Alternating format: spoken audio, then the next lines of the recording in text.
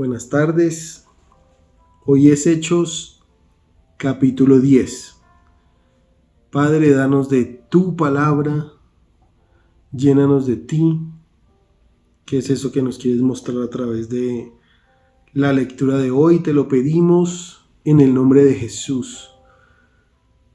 Amén. Había en Cesarea un hombre llamado Cornelio, centurión de la compañía llamada La Italiana, piadoso y temeroso de Dios con toda su casa, y que hacía muchas limosnas al pueblo y oraba a Dios siempre. O sea, ya había una relación con el Señor de parte de Cornelio. Este vio claramente en una visión cómo a la hora novena del día, ¿se acuerdan de la hora novena? Que era la hora de la oración. Fíjense cómo muchas cosas en la palabra es a la hora novena, que es la hora de la oración, que era más o menos las 3 de la tarde. Entonces en una visión vio a la hora novena, o sea, a la hora de la oración. O sea, cuando uno tiene esa relación con el Señor, en el tiempo de la oración, el Señor también te da cosas. En el tiempo de la lectura de la palabra, el Señor también te da cosas. Pues a él le dio una visión. Y en esta visión dice que un ángel de Dios entraba donde él estaba y le decía: Cornelio. Él, mirándole fijamente y atemorizado, dijo: ¿qué es, Señor? Y le dijo: tus oraciones y tus limosnas han subido para memoria delante de Dios. Entonces, todo aquello, acciones, aquí dice limosnas, ofrendas, que hacemos para el Señor, aquí el ángel le dice, quedó para memoria delante de Dios. Y esas cosas quedan para memoria delante del Señor. No que busquemos la vanagloria acá, ni el reconocimiento acá. Aquí no dice que Cornelio lo hiciera con... De hecho, él, ya con el rango que tenía de centurión, ya tenía reconocimiento. Ya tenía un estatus político. ¿Qué buscaba? Nada. Eso es resultado de esa relación con el Señor. La visión, resultado de la oración al Señor en la hora novena. Y queda para memoria del Señor todo aquello que hizo, sin ninguna otra intención que hacerlo. Que hacerlo para el Señor. Envía pues ahora hombres a Jope y haz venir a Simón, el que tiene por sobrenombre Pedro. Este posa en casa de cierto Simón Curtidor, que tiene su casa junto al mar. Él te dirá lo que es necesario que hagas. Piensa que la comunicación tan impresionante de lo que le pasa a Pablo, ahora a Cornelio, todo es a través de visiones y un mensajero que ratifica la visión. Es increíble, y a todos nos pasa, como que hubo un sueño o en oración y de pronto vamos a la iglesia y uno dice, el Señor me está hablando a mí. O sea, el que está allá está siendo de mensajero o confirmando o detractando lo que el Señor quiere a mi vida. Pero tiene que haber una vida de oración para que diga, me está hablando a mí. Definitivamente está ratificando. Pero empieza con esa relación, la oración, y ahora a través de sus mensajeros, o nosotros seremos los mensajeros de alguien. El Señor me dice que le diga a esta persona, y así es. Ido el ángel que hablaba con Cornelio, este llamó a 2 de sus criados y a un devoto soldado de los que le asistían, a los cuales envió a Jope, después de haberles contado todo. Al día siguiente, mientras ellos iban por el camino y se acercaban a la ciudad, Pedro subió a la azotea para orar cerca de la hora sexta. Entonces, ellos pudieron ver a Pedro en oración. en una azotea. Esto me recuerda mucho a Daniel, ¿no? Que abría las cortinas y entraba en oración. O sea, no ocultaba su relación con el Señor. Y aquí Pedro era perseguido. Digamos, aquí Pedro ya había tenido situaciones de persecución. Igual en la azotea, en la relación con el Señor. Cuando eso se da de esa manera, uno sabe quién lo respalda y quién nos respalda. Y tuvo gran hambre y quiso comer, pero mientras le preparaban algo, le sobrevino un éxtasis y vio el cielo abierto y que descendía algo semejante a un gran lienzo, que atado de las 4 puntas era bajado a la tierra, en el cual había de todos los cuadrúpedos terrestres y reptiles y aves del cielo. Y le vino una voz: levántate, Pedro, mata y come. Y nuevamente la voz del Señor en imperativo es: levántate. Lo que veíamos en Hechos 9, levántate. Entonces Pedro dijo: Señor, no porque ninguna cosa común o inmunda he comido jamás. Volvió la voz a él la segunda vez: lo que Dios limpió, no lo llames tú común. O sea, todo lo que el Señor ha creado, sí, definitivamente nada podemos llamar común. Este se hizo 3 veces y aquel lienzo volvió a ser recogido en el cielo. Y mientras Pedro estaba perplejo dentro de sí sobre lo que significaría la visión que había visto, he aquí los hombres que habían sido enviados por Cornelio, los cuales, preguntando por la casa de Simón, llegaron a la puerta. Y llamando preguntaron si moraba allí un Simón que tenía por sobrenombre Pedro. Y mientras Pedro pensaba en la visión, le dijo el Espíritu: he aquí, 3 hombres te buscan. O sea, antes de que le dijeran en la puerta: Pedro, lo necesitan, ¿no? El Espíritu Santo te busca. O sea, no tiene que salir corriendo porque además eran soldados, ¿no? Levántate pues y desciende, y no dudes de ir con ellos, porque yo los he enviado. Si aterrizáramos bien las cosas, pues los envió Cornelio en primera instancia. Pero todo estaba engranado dentro de la voluntad del Señor, la visión que había tenido Cornelio, ahora la visión que había tenido Pedro, y por eso el Espíritu Santo dice ahí: yo los he enviado, a pesar de que el Espíritu no les habló a ellos directamente, a estos. Entonces Pedro descendió a donde estaban los hombres que fueron enviados por Cornelio. Les dijo: he aquí, yo soy el que buscáis. ¿Cuál es la causa por la que habéis venido? ¿Qué me los trae por aquí? Ellos dijeron: Cornelio, el centurión, varón justo y temeroso de Dios, y que tiene buen testimonio en toda la nación de los judíos, ha recibido instrucciones de un santo ángel de hacerte venir a su casa para oír tus palabras. Entonces, haciéndoles entrar, los hospedó, y al día siguiente, levantándose, se fue con ellos, y le acompañaron algunos de los hermanos de Jope.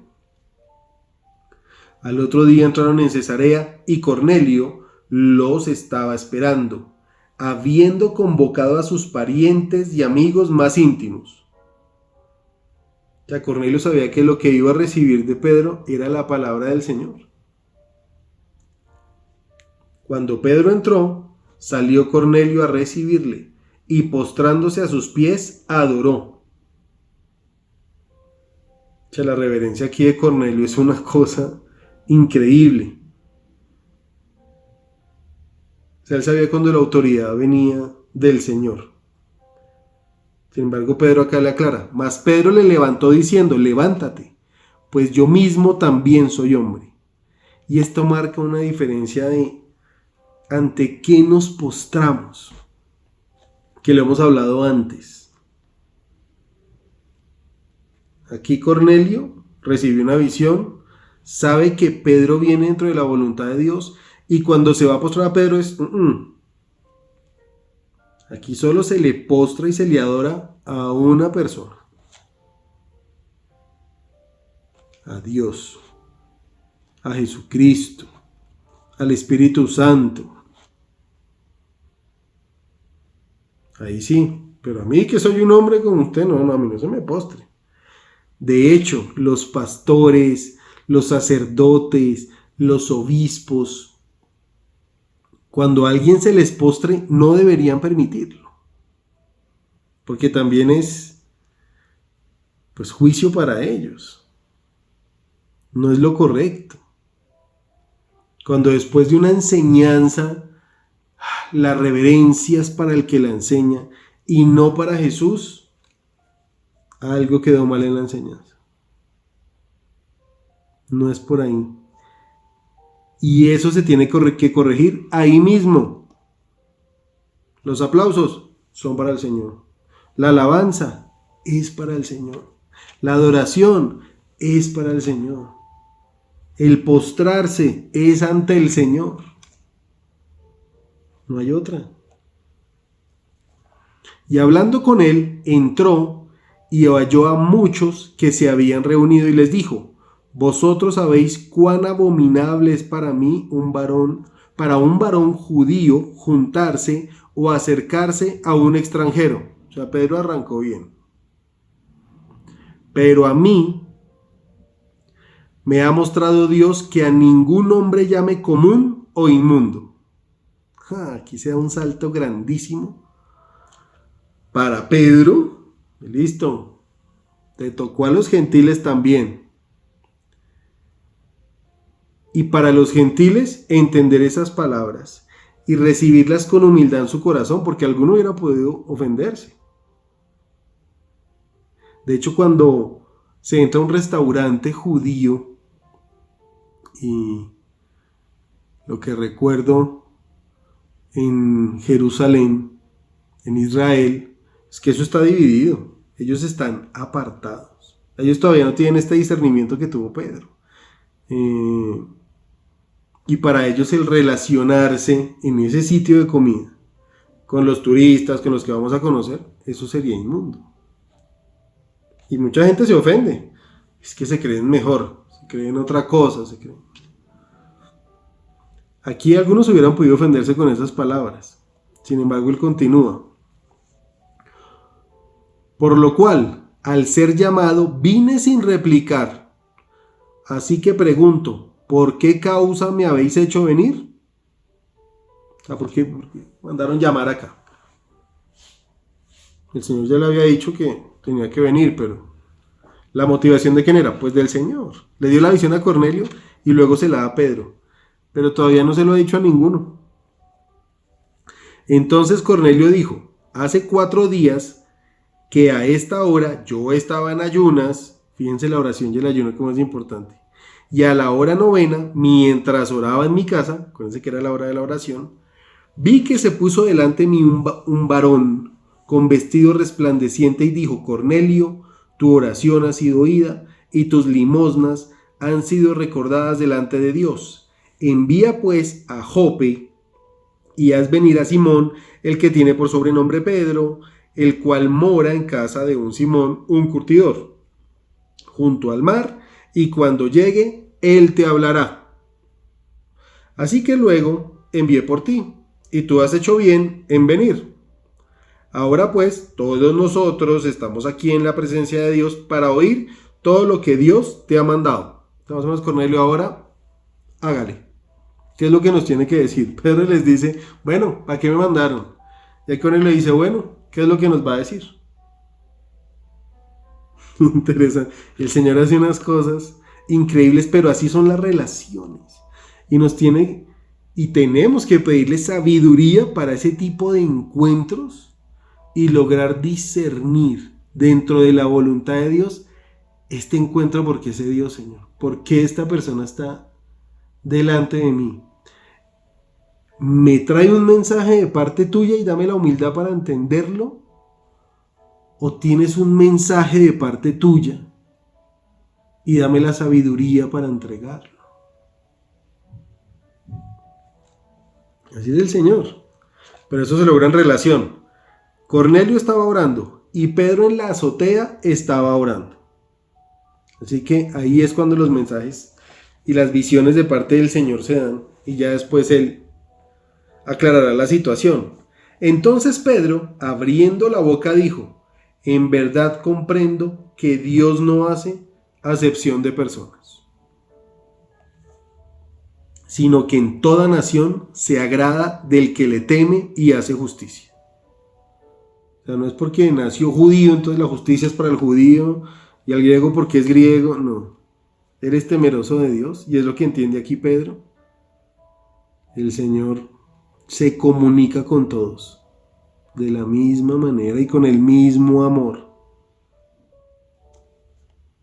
con los que le temen, con los que estamos en oración o están en oración. Le buscamos, lo anhelamos. Ahí es donde está. Dios envió un mensaje a los hijos de Israel anunciando el evangelio de la paz por medio de Jesucristo. Este es Señor de todos. Vosotros sabéis lo que se divulgó por toda Judea, comenzando desde Galilea, después del bautismo que predicó Juan. Como Dios ungió con el Espíritu Santo y con poder a Jesús de Nazaret, y cómo éste anduvo haciendo bienes y sanando a todos los oprimidos por el diablo, porque Dios estaba con él. Y nosotros somos testigos de todas las cosas que Jesús hizo en la tierra de Judea y en Jerusalén, a quien mataron colgándole en un madero. Entonces, cuando es ¿qué mensaje nos traes? ¿Cuál es el mensaje que debemos llevar a cualquier persona? Y si el Señor nos la pone y es un encuentro que no entendemos, el resultado tiene que ser Jesús, lo que decimos acá. El único Señor, dice aquí Pedro, es Él. A este levantó Dios al tercer día e hizo que se manifestase, no a todo el pueblo, sino a los testigos que Dios había ordenado de antemano, a nosotros que comimos y bebimos con Él después que resucitó de los muertos. Y nos mandó que predicásemos al pueblo y testificásemos que Él es el que Dios ha puesto por juez de vivos y muertos.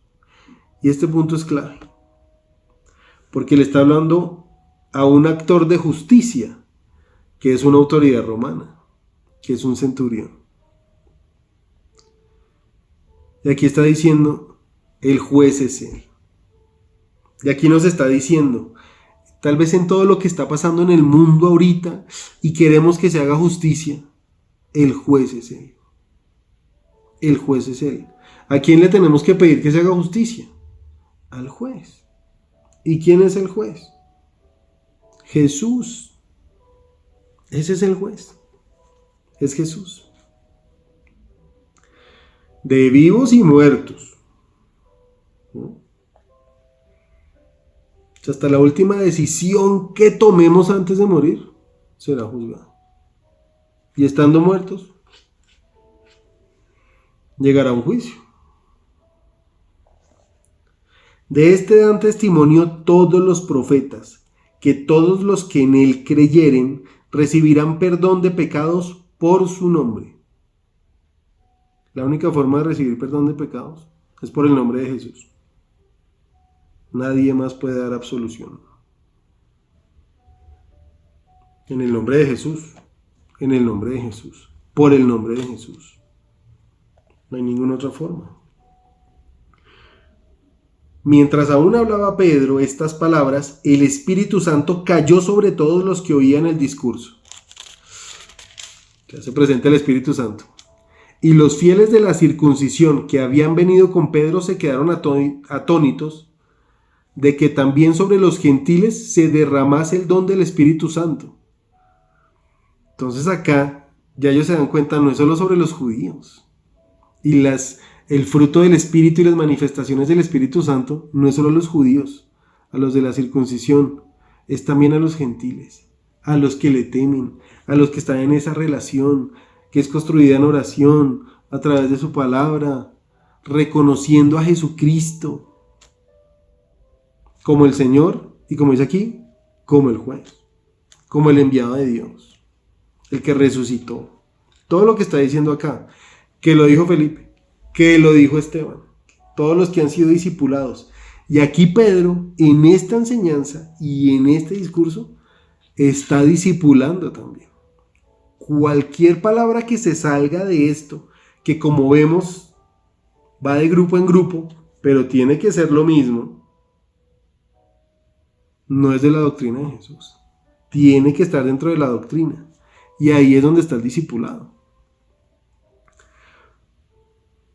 Entonces se da esta manifestación del Espíritu Santo a los gentiles porque los oían que hablaban en lenguas y que magnificaban a Dios. Entonces respondió Pedro: ¿puede alguno acaso impedir el agua para que no sean bautizados estos que han recibido el Espíritu Santo también como nosotros? O sea, alguien se puede interponer en que bauticemos también a los gentiles para que el Espíritu Santo llegue así como se acaba de manifestar, por compartirles el Evangelio de Jesucristo. Y mandó bautizarles en el nombre del Señor Jesús. Entonces le rogaron que se quedase por algunos días. ¡Wow! ¡Qué capítulo tan increíble! Todo lo que se da en Pedro, en Cornelio, las visiones, en oración, y como el Señor es claro, no hay acepción de personas. Ninguno. Él está para todos y se manifiesta en todos los que le temen. El Señor los bendiga y después continuaremos con Hechos 11. No olviden que sobre sus vidas hay promesas que vienen desde arriba.